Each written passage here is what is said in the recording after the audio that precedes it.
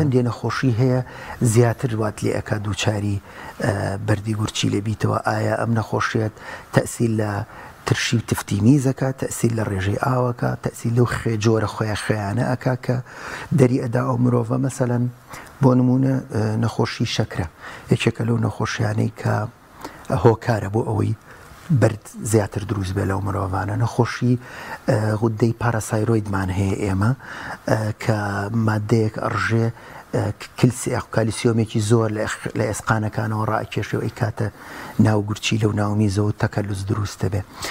دائلملو کە مادەی یوریک ئەسید خێ یوریک ئەسید زیادە بێت لە خوێنەوە زیاتر ئەپاڵێورێ بە گورچیلەوە ئەبێتە هۆکار بۆ لەو جۆرە بەردە. هەندێک جار ئیلتیهابات مرۆڤ هەیە ئیلتیهاباتی بە تایبەت لە ئافرەتانە بەهۆی ئیلتیهابی دووبارەوەی ڕاڕەوی میز هەندێک جۆری بەردی تایبەت دروست ئەبێ